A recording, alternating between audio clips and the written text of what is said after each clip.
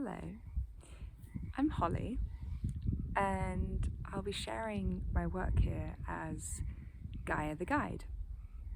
It's a name I was using just over a year ago to do some readings, and it's been taking a hiatus. And I've been sat out here watching the clouds that have pretty much all gone go past, and it came through so clearly that I was meant to be sharing what I've been receiving. And I know there's a lot of channels, a lot of channelers out there who are tapping into various forms of messages, of information. At the end of the day, the energy coming through is information for us to translate. And 7-8 billion humans on the planet, we all have different languages, so we're all going to resonate with slightly different things.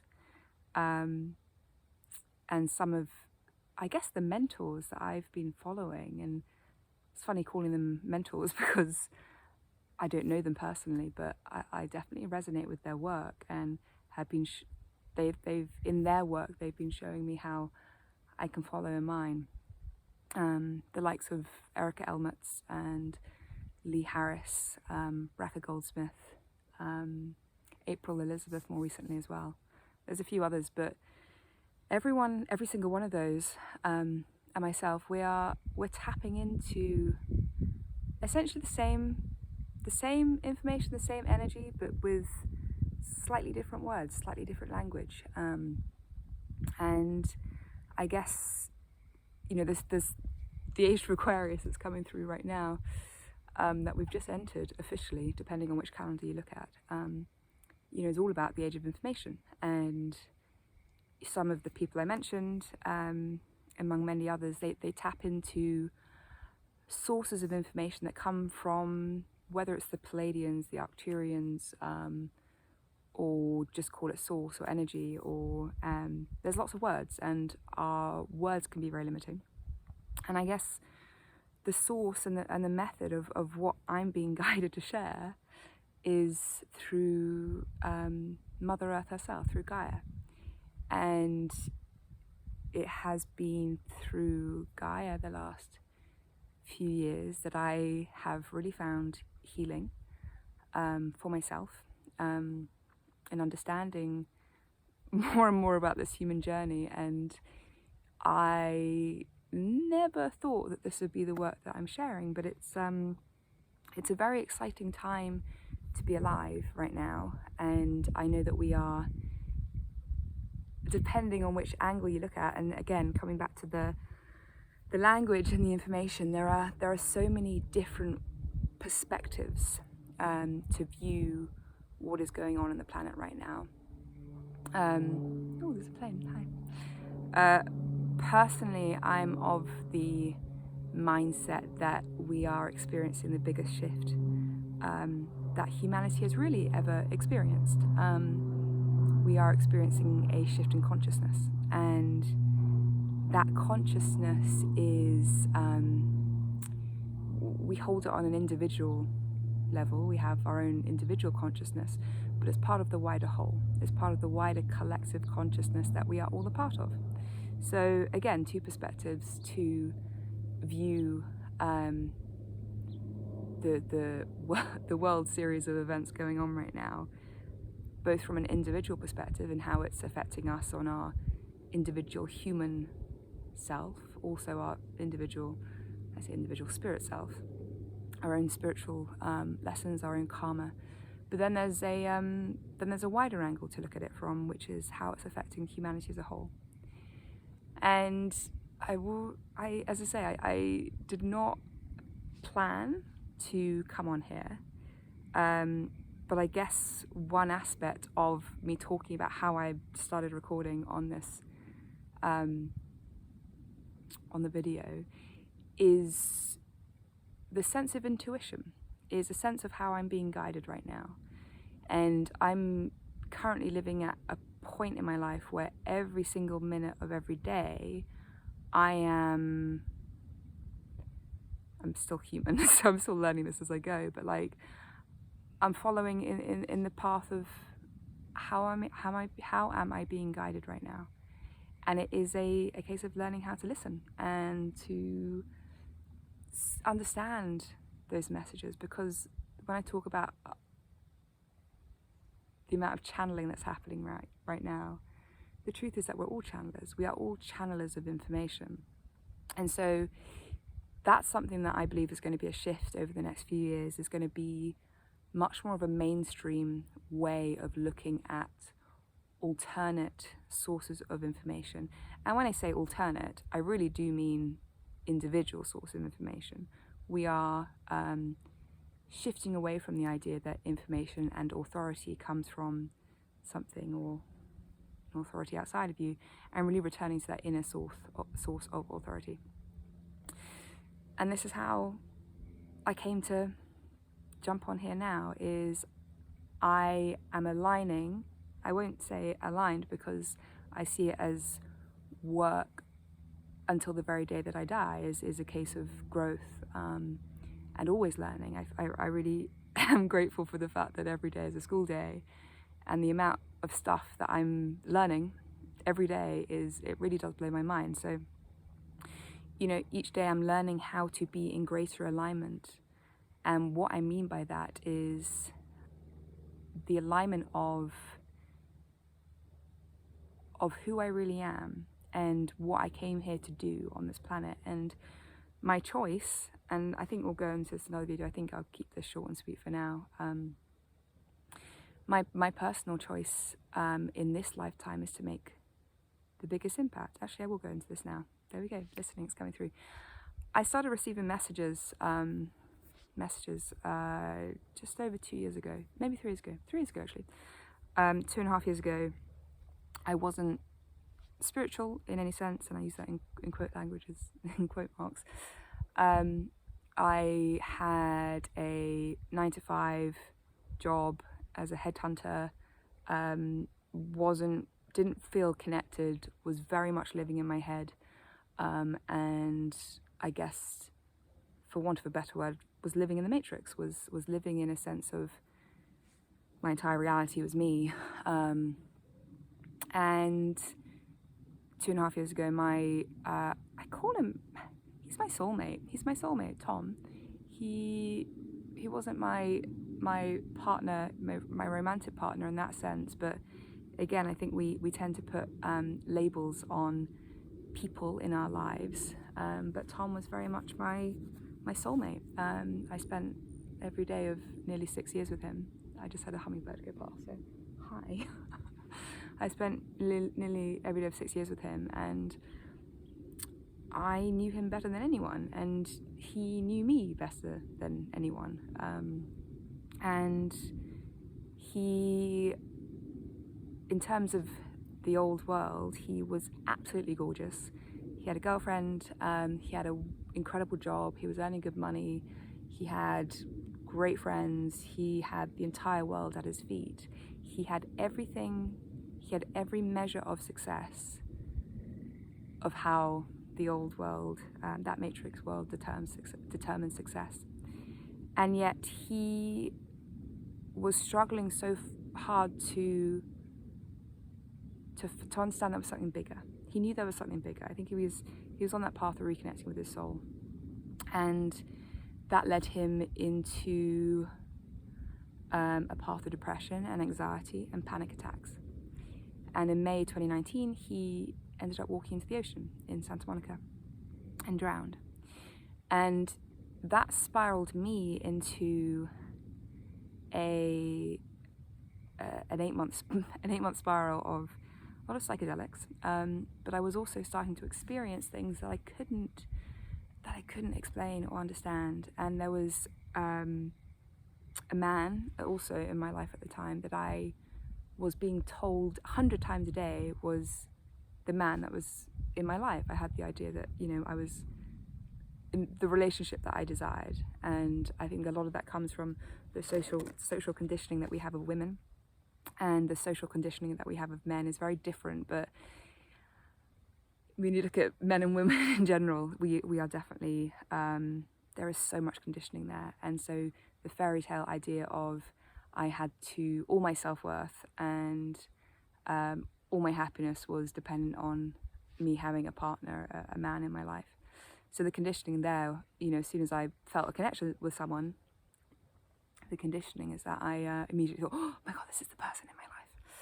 And the universe was giving me a lot of messages and signs, and started finding out about the term twin flame. And I know that a lot of people who are on this journey also find that term, and it's very intoxicating to start understanding that there might be a soulmate who is your other half and can experience a love like no other. And what I understand now is, that's the thing that I desire most of all in my life is a partner, is someone to share that with. So of course that was the route with which I was delivered a lot of lessons. So in the aftermath of Tom, it was a combination of the grief and pain of losing my best friend. Also the pain of realizing that this reality this fantasy that I created in my head with someone else, with another man, wasn't real. A lot of drugs were involved, a lot of lessons were involved, but I was also, during this whole time, experiencing a sense of wonder, a sense of expansion, like I can hardly put words into now. I spent a lot of time in the 8 months that followed Tom's death in my garden, taking psychedelics, getting high. I'd have trees that I would sit out in the garden with, and I would have hummingbirds that came and just stood there, flew there, hovered there. And I guess I was going through an accelerated expansion of consciousness, and the drugs were definitely opening me up in that way. But it wasn't grounded in any sense, so I didn't necessarily know which reality I was in. But in that process, I started pulling cards, and whereas I started reading cards for myself and pulling some tarot cards, and it must be in this book, I was in Mexico, and I pulled some cards for some friends, Nye and Trisha. Hi, if you're there. This was actually the first time I experienced this, and I didn't know them, but I just met them, and I pulled cards, and messages came out, and I was high. And I remember Trisha or one of them saying, how do you know this? And I was like, I don't know. And essentially what had happened is I'd accessed that part of me which was a channel. The sense of ego, Holly, had got out of the way, and I started accessing information that I had no idea where it came from. And for so long, that was attached to, I was only able to access it, or at least I thought I was only able to access it when I was high. Hit a very dark rock bottom 2 years ago, today basically, in January of 2020. A lot of stuff was going on, my whole world was imploding. I got to my own very, very dark point, and whether I was suicidal, I think I definitely entertained it. I've looked back at journals, and I'm very grateful for the fact that I've written basically every day for the last however many years, because I've been looking at my thought process. Hit a very dark point and realized that the reality that I thought was real wasn't. And found meditation.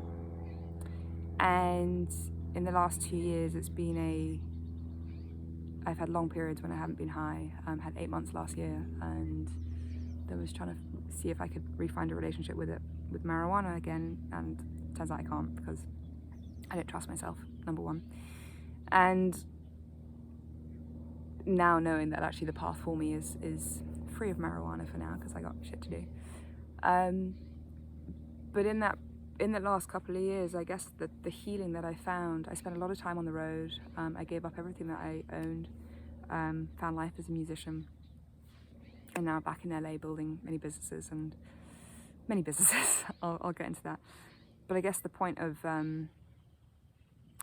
this is that I started accessing things over the last few years that I could never imagined were real. Never imagined were real. But now the sense of peace that I'm finding in nature, and the sense of comfort I'm finding out sitting on the earth is the realest thing that I know. And I had no idea I was about to share all that. And if anyone's still here, hi, hello. It's been a journey. It's been a journey. And when I look at my own journey of the last 3 years, which has been death, pain, grief, addiction, spiritual awakening. What else I got? A lot of other stuff in there as well. I then look at my own journey, healing, finding a sense of peace and faith through all that. I look at my journey of healing and then look at the world and realize, oh, cool, that's why I had to experience what I experienced. Because when I talk about with Tom, because I was in the same position as him 2 years ago.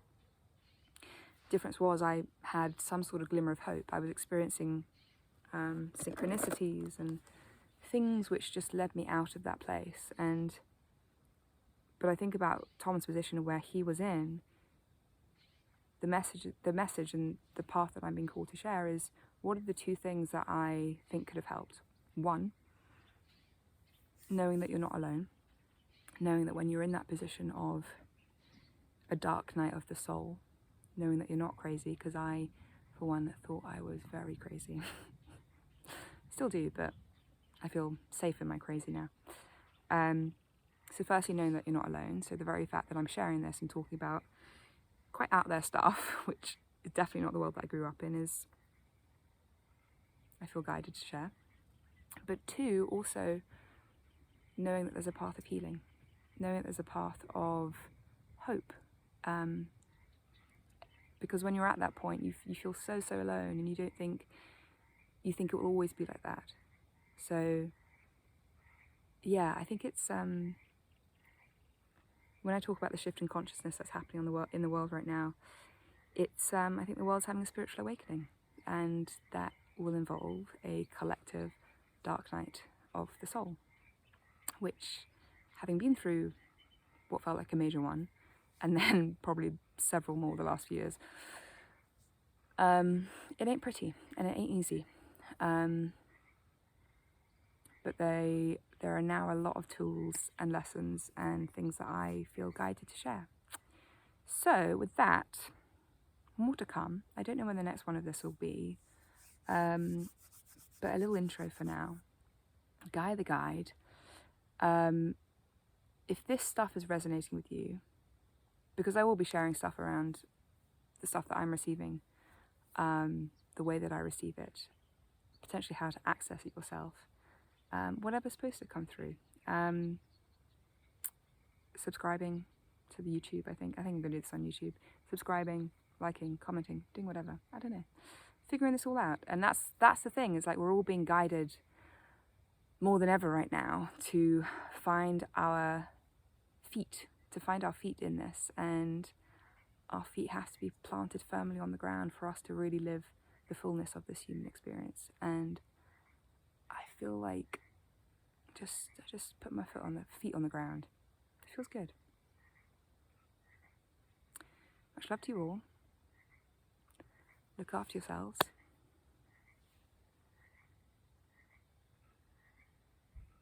More to come.